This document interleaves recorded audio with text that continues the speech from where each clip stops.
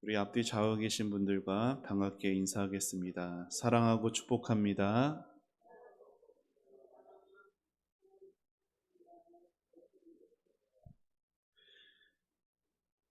무더운 날씨가 계속되고 있습니다. 장마 기간이죠. 주일 밤, 특별히 월요일에 또 많은 비가 왔고, 남부지방으로는 또 많은 비가 이미 내렸다고 하죠. 그리고 내일 또 이곳 우리 동네에도 또 많은 비가 온다고 합니다.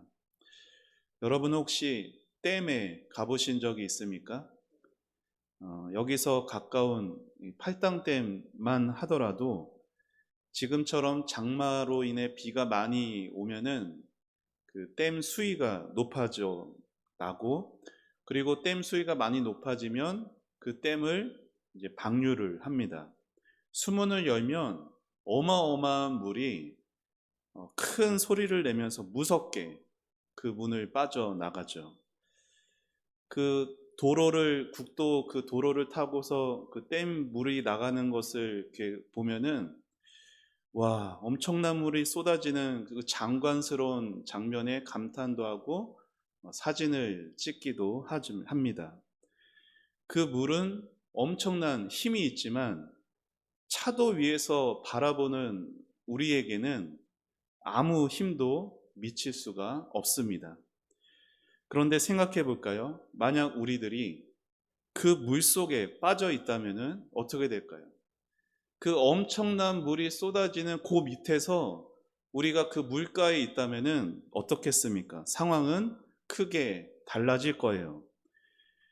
우리가 웅장하고 참 멋지다라고 바라봤던 그 물은 더 이상 우리의 구경거리가 아닐 겁니다. 그 물은 엄청난 힘으로 우리의 생명을 위협하고 파괴하는 세력이 될 거예요.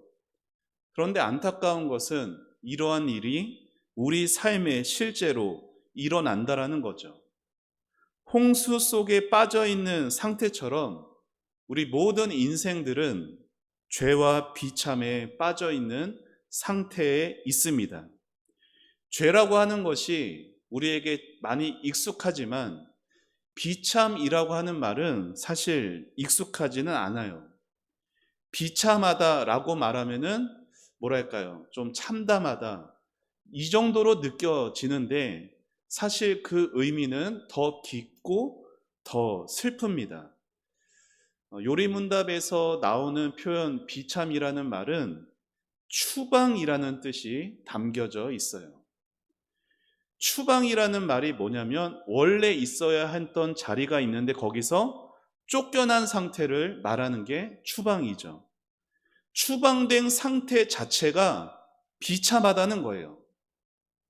에덴 동산에서 쫓겨난 상태가 비참이고, 가인이 아벨을 죽인 후 쫓겨나 정처 없이 방랑하던 삶이 비참이고, 하나님이 약속하신 땅에서 쫓겨나서 바벨론의 포로의 신세가 된 이스라엘이 비참인 것이죠. 오늘날에는 나라를 잃고 떠도는 보트 난민과 같은 삶이 비참하다 할 수 있을 겁니다. 여러분, 이러한 비참의 공통점이 무엇인가요? 있어야 할 자리에 있지 못하고 쫓겨난 것, 이것이 공통점이에요. 물고기는 물에서 추방된 그 순간 비참이에요. 인간은 하나님으로부터 쫓겨난 그 순간 하나님 없이 사는 그 삶이 비참인 것이죠. 이 땅을 살아가는 사람들 중 이 비참함을 경험하지 않는 사람 아무도 없습니다. 우리는 나이가 들어가면서 삶이 참 쉽지 않다라는 것을 점점 더 느끼거든요. 그거는 삶이 힘들어졌기 때문이라기보다는 삶의 힘든 현실을 내가 몸소 더 체험되기 때문에 그러한 거예요.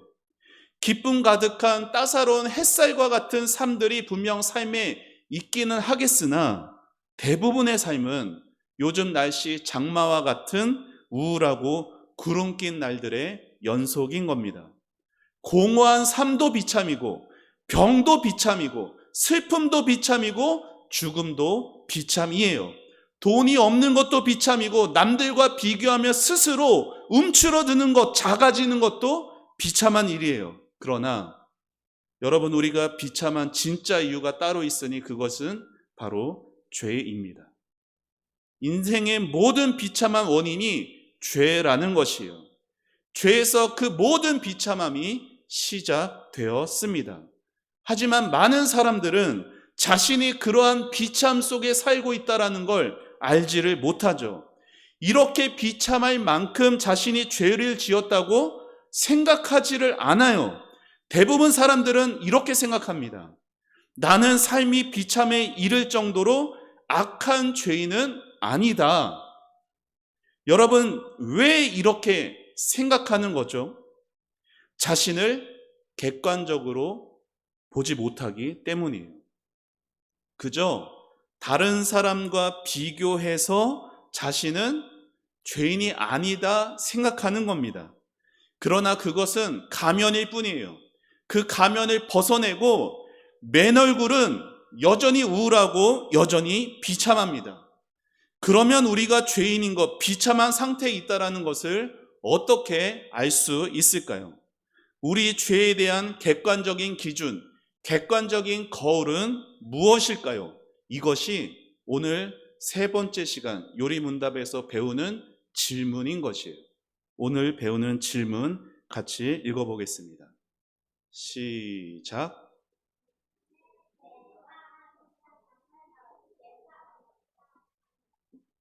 당신의 죄와 비참함은 어디에서 합니까?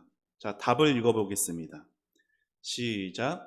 하나님의 율법에서 나의 죄와 비참함을 압니다. 어디에서? 하나님의 율법에서. 자, 오늘 로마서 3장 20절 다시 함께 읽겠습니다. 시작.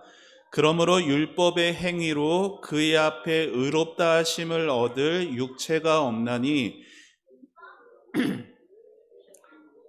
율법으로는 죄를 깨달음이니라.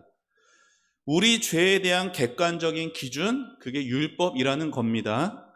우리가 죄인인 모습을 보여주는 객관적인 거울이 있다면 그것은 율법인 것이에요. 율법을 통해서만 우리의 참모습이 어떤지, 우리의 상황이 어떤지를 정확하게 알 수가 있다는 것이죠. 여러분, 우리 하나님 어떤 하나님이시냐면 질서의 하나님이세요. 하나님은 이 모든 세상 만드시고 서로 피조물들이 조화를 이룰 수 있도록, 평화롭게 살 수 있도록 복을 누리며 살기 위한 법칙들을 주셨으니 그것을 자연법칙이라고 합니다. 이를테면은 어떤 물건을 위에서 떨어뜨리면은 아래로 떨어지는 이러한 만유 인력의 법칙이 자연법칙이라는 것이죠. 지구가 동그란데 동그란 지구에 위에 우리가 다 땅에 발을 붙이고 살 수 있는 이유는 저 지구 중심에서 우리를 끌어당기고 있는 중력이 있기 때문인 것이에요. 또한 물고기는 물속에서 살도록 하나님이 정하신 법칙이 있죠. 물고기가 물속에 살 때 가장 복되고 안전한 것이에요. 나무는 땅속에 뿌리를 내리고 살도록 하나님이 계획하셨습니다. 만일 나무가 오늘은 인천에, 내일은 대구에, 모레는 제주도에 이렇게 여행을 다닌다면 그 나무는 여행을 하는 것이 아니라 죽음과 비참을 얻는 나무가 되고 마는 것이죠.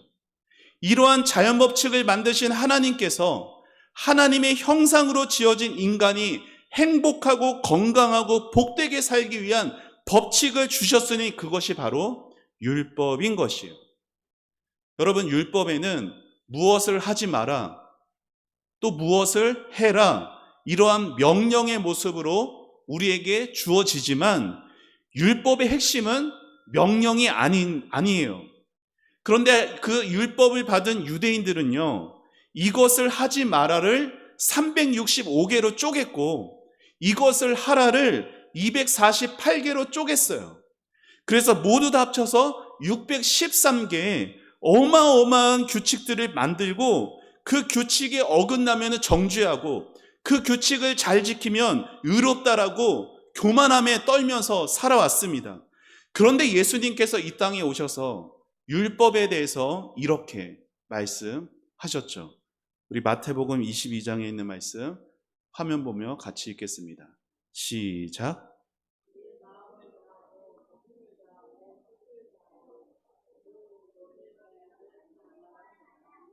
이것이 크고 첫째 되는 계명이요 둘째도 내 이웃을 내 자신같이 사랑하라 하셨으니 이 두 계명은 온 율법과 선지자의 강령이니라.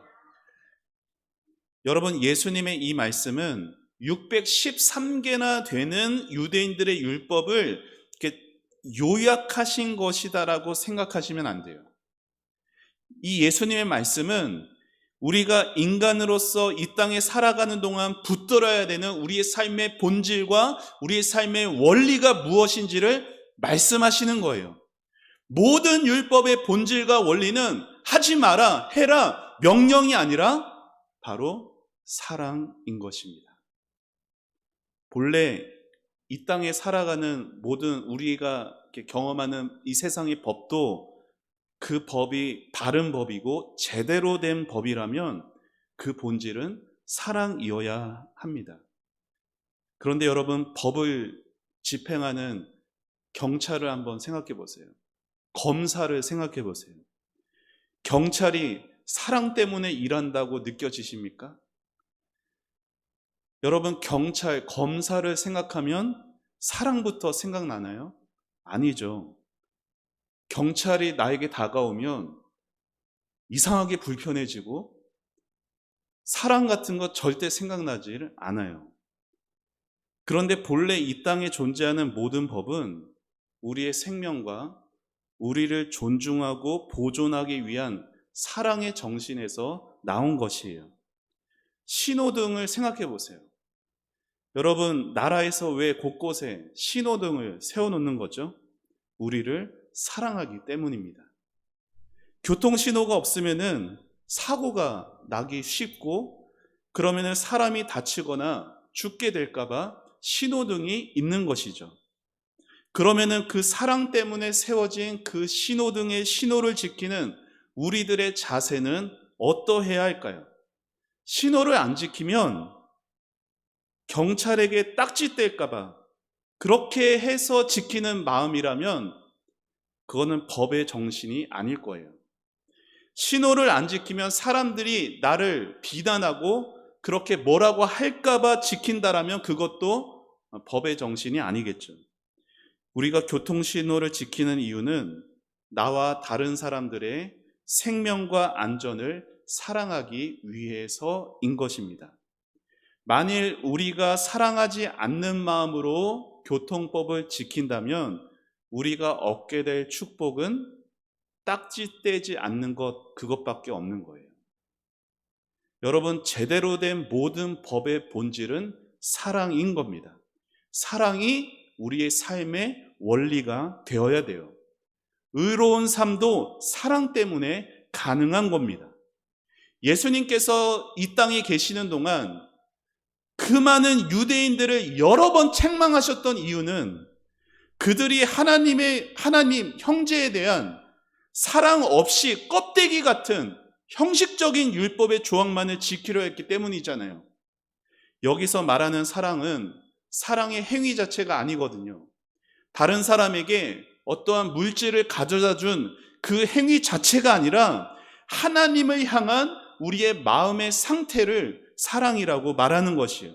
그러면 우리에게는 자연스럽게 이러한 질문이 따라오게 됩니다. 자, 그렇다면 마음을 다하고 목숨을 다하고 뜻을 다해 하나님을 사랑하고 내 이웃을 내 몸처럼 사랑하는 것이 과연 가능한 것인가? 답은 아니다예요. 아니다. 왜 아닐까요? 사람에게는 본성적으로 하나님과 이웃을 미워하는 성향이 있기 때문에 그러합니다. 우리는 남보기에, 그리고 스스로 생각하기에 자신이 주님을 사랑하는 것처럼 보여질 수도 있습니다. 그러나 그 마음 안에는 마음을 다하고 뜻을 다하고 성품을 다해 주님을 사랑하지 않는 훨씬 더 많은 요소가 있을 수 있다는 것, 우리는 부정할 수가 없어요. 이웃을 사랑하는 마음으로 선한 일을 한다고 하지만 많은 경우는 자신의 기쁨을 위해서 하는 것이고 다른 사람에게 인정받기 위해 하는 경우가 훨씬 더 많습니다. 하나님이 우리에게 율법을 통해 요구하신 것은 에덴 동산에서 인간을 창조하실 때 요구하신 것과 같아요. 그 요구는 힘을 다해 하나님을 사랑하고 이웃을 사랑하는 사랑의 원리로 사는 것이었어요. 그러나 그 사랑의 원리에서 빗나간 삶을 우리는 살아가는 겁니다. 죄라고 하는 것이 성경에 그리스어 히라버로 하마르티아라고 말하거든요. 그게 빗나간 화살이라는 뜻이에요. 화살 표적 앞에 서 있는 사람이 화살이 다른 데로 날아가거나 화살 표적에 모자르는 하마르티아라고 외쳤다고 해요. 빗나갔다는 거죠. 이처럼 하나님이 율법의 표적에 도달하지 못하거나 빗나간 것이 죄라는 것이에요. 그래서 성경은 말합니다. 신명기 말씀에 우리 다 같이 화면 보며 같이 읽겠습니다. 시작. 이 율법의 말씀을 실행하지 아니하는 자는 저주를 받을 것이라 할 것이요 모든 백성은 아멘 할지니라. 성경은 율법의 말씀대로 살지 않는 사람을 죄 지은 사람이라 말하죠. 우리가 율법대로 하지 않는 것은 법을 어긴 것이고 그것이 바로 죄라는 거예요. 예수님께서도 하늘에 계신 너희 아버지의 온전하심과 같이 너희도 온전하라 말씀하셨는데, 하나님의 온전하심과 같이 되지 못하는 것이 다 죄라면 우리 가운데 죄 짓지 않은 사람은 없어요. 따라서 우리가 자신에 대해 정직하게 고백해야 할 첫 번째 고백은 나는 이 율법을 지킬 수 없다입니다. 다시 말해 내가 율법의 저주 아래 있다라는 고백이에요. 그런데 문제는 지킬 수 없는 데에만 있지 않습니다. 문제는 율법을 지키고 싶어 하지도 않는 데에 있어요. 하나님과 이웃을 미워하는 근성이 우리 마음 깊이 뿌리박고 있기 때문이에요. 여기서 미워한다라는 것이 막 하나님을 막 욕하거나 어떤 하나님에 관한 것을 막 이렇게 험하게 다루거나 이웃에게 흉악한 어떤 범죄를 저지른 걸 말하는 것이 아니라 마음의 성향을 말하는 겁니다. 하나님께 대해서 무관심한 것, 그분의 말씀에 불순종하는 마음으로 기울어져 있다라는 것이에요. 이게 미움이라는 거예요. 여기 컵이 있는데 이 컵을 이렇게 기울이면 이 컵 안에 있는 물은 기운 쪽으로 쏟아지게 되어 있어요. 여러분, 돈이 많아지면은 그 돈을 가지고 거룩함을 위한 용도로 쓰기보다 대부분 죄를 짓는 데 씁니다. 우리가 건강이 넘치면 그 건강을 하나님을 사랑하고 이웃을 사랑하는 데 사용하기보다 더 많은 경우는 죄를 짓는 데 써요. 이것은 우리의 성향이 죄로 기울어져 있다는 것을 보여주는 증거이기도 한 것이죠. 그리고 이러한 성향은 배워서 얻는 게 아니라 타고나는 거예요. 이 자리에도 저희 애들이 있는데 저희 애들한테 미워하라는 것을 한 번도 말한 적이 없지만 어찌나 미워함을 바로바로 배워서 서로 미워하면서 그렇게 사는 모습을 보이는지 모릅니다. 어느 교회 유치부에서 이런 일이 있었습니다. 교회 선생님이 아이들에게 묻습니다. 너희들은 누구를 최고로 사랑하니? 어떤 아이는 엄마요, 어떤 아이는 선생님이요 라고 말해요. 그런데 아무 말도 하지 않는 한 아이가 있었습니다. 선생님이 그 아이를 보면서 묻습니다. 너는 누구를 최고로 사랑하니? 예수님이요. 그 대답에 선생님이 깜짝 놀랍니다. 그래서 이렇게 더 물어요. 너는 왜 예수님을 사랑하니? 선생님, 예수님이 저의 죄를 위해 십자가에서 죽으셨으니까요. 아, 그래. 그럼 너는 어떤 죄를 지었는데?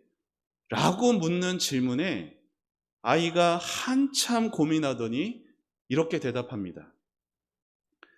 모르겠는데요. 죄 지은 게 없는데 교회에서 자꾸 내가 죄인이라고 그래서 죄 지었다고 하는 거예요. 암만 생각해도 죄 지은 게 없어요. 자, 한 가지만 잘 생각해 볼래? 글쎄요. 엄마 몰래 과자 먹은 거예요? 여러분, 이 어린 나이의 고백이나 청년의 고백이나 60이 넘은 어르신의 고백, 똑같이 대답하는 것이 우리의 현실입니다. 남들이 다 짓고 사는 아주 평범하고 작은 죄 중에 하나를 떠올리면서 나는 그렇게 죄인이 아니야. 이런 거 가지고 내가 죄인이라고 말하기에는 좀 너무하지 않나? 라고들 생각하는 거예요. 우리가 큰 죄인이라고 할 때는 내가 그 죄를 얼마나 많이 지었는지, 아니면은 그 죄의 중도가 얼마나 흉악한지를 두고 말하는 게 아닙니다. 우리가 자신을 큰 죄인이다라고 고백할 때 그것은 내가 하나님을 사랑할 마음이 없다라는 거예요. 내가 하나님의 말씀에 순종할 마음도 없다라는 거예요. 나는 하나님께 대해서 여전히 반역하고 배반하는 그러한 마음의 성향으로 기울어져 있다라는 게 내가 큰 죄인이라는 겁니다.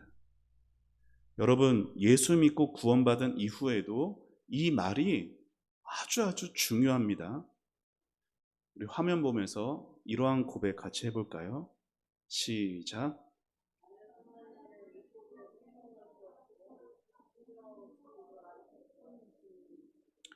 여러분, 이것을 기억하셔야 돼요. 이게 나입니다. 이러한 정확한 인식이 없으면 우리는 금방 망가져요. 오늘날 왜 많은 그리스도인들이 매너리즘에 빠지죠? 왜 처음 예수 믿고 눈물 흘렸던 그때가 좋다면서 옛날 얘기만 하는 거죠? 왜 자꾸 뒤만 쳐다보면서 앞은 쳐다보지 못하고, 왜 예배가 의무가 되어버렸고, 왜 봉사가 짐이 되어버렸을까요? 왜 하나님보다 세상 즐거움이 더 크게 느껴져 버린 걸까요? 그 이유는 하나입니다. 잊었기 때문에. 우리의 분수를 잊은 거예요. 그래서 지난주에 배웠던 항상 기억해야 할 세 가지가 중요합니다. 세 가지 뭐라고 했어요? 첫째, 내가 얼마나 큰 죄인인지를. 둘째, 예수님이 얼마나 큰 구원을 베푸셨는지.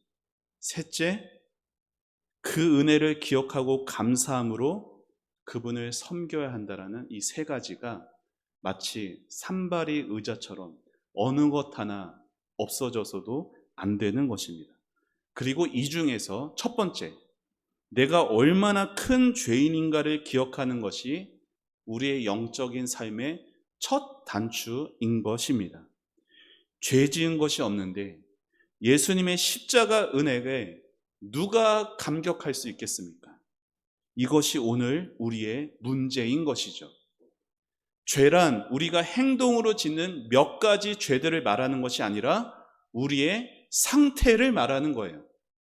하나님이 만드신 법에 순종할 수 없고 순종하기도 싫어하는 우리 마음의 기울어짐에 대해서 말하는 것이에요.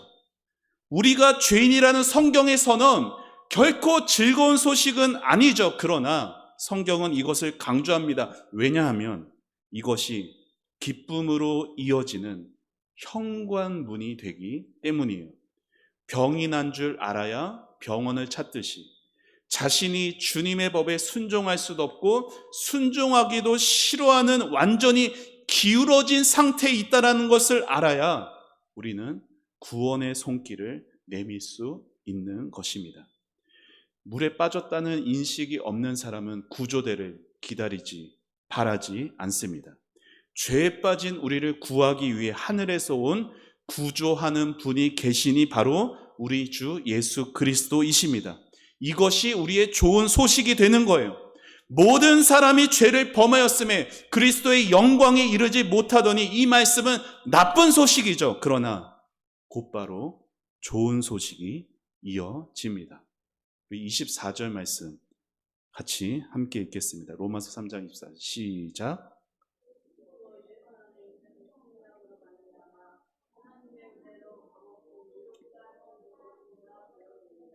아멘. 사랑하는 여러분, 저와 여러분이 갚을 수 없고 갚고 싶어 하지도 않는 그 죄의 빚을 담당하시기 위해 예수님이 오신 겁니다.